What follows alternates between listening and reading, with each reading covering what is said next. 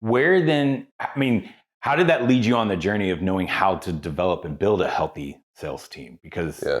you just said you had a bunch of, things not go right. You didn't know Tavius was going to quit in essence. So Yeah. what does that look like? Like yourself, I grew up in the South, football country. Mhm.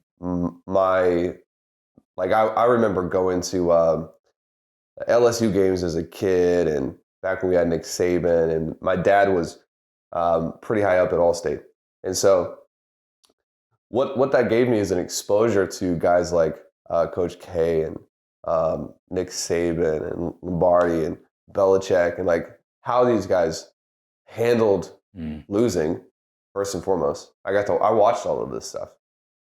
We went to church at a place called it was First Assembly. It was where Evangel was in Shreveport. Wow. And the Booties came out of Evangel and Danny Duran and all those guys. Yeah. And so every Friday night, I would go play with my best friends while not watching Evangel play football.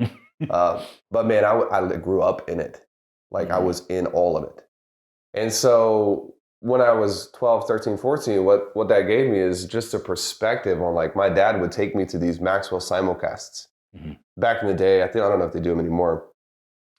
They would rent out auditoriums and they would just like stream something through a projector. It was the most boring stuff you've ever seen in your life. Like as a kid, I was just like, I don't want to listen to like Patrick Lencioni or like any of these business weirdos wearing suits. Yeah. My dad was as a 12-year-old, not now. Now I'm fascinated by it. But as a 12-year-old, my dad was like, just eat your Chick-fil-A and listen. Yeah. And so there was something about just constant exposure that I believe taught me a overemphasis on process and not being so connected to outcome is really required to build teams.